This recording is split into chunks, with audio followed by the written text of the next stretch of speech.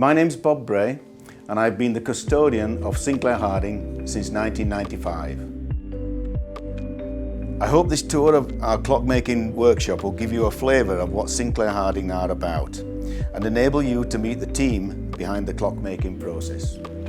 So the whole process starts with the design. A lot of ideas come from our customers, and they can be either in the form of discussions, sketches, or more often than not nowadays we get renderings of final clocks from our customers. SolidWorks allows us to produce lots of information for the whole business. It in fact drives the whole business. So from the top level assembly, we can start to break down into sub-assemblies. We can create bills of materials, we can generate stock lists, and we can generate lists for the workshop to produce the parts.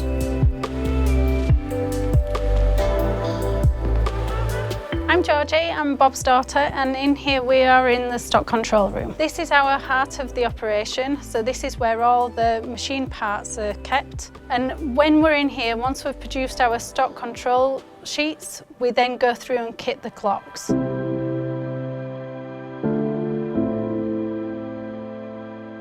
Over the last 20 years, we've invested very heavily in the state-of-the-art machines. We're not ashamed to have CNC machines. We feel it's very important to achieve the precision and quality of the component parts for each clock. So here we have a CNC wire machine, and this uses a small diameter wire, 0.25 millimeters in diameter, and we're just machining the crossings on this gear wheel. So this is the component. This is the part that came out of the component. So you can see it cuts a very thin groove through the material.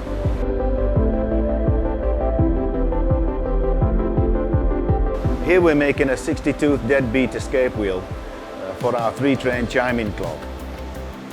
We're actually machining it using a 1 millimeter cutter.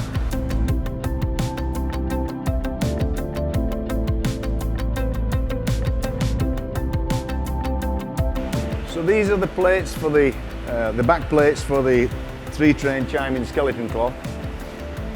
These have come straight off the wire machine. We will have wired these in a stack of 5. So we wired all the crossings, and from there they go on to this machining centre over here.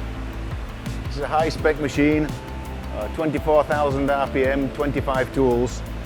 And this machine we will put all the pivot holes in, and we will machine the outside profile.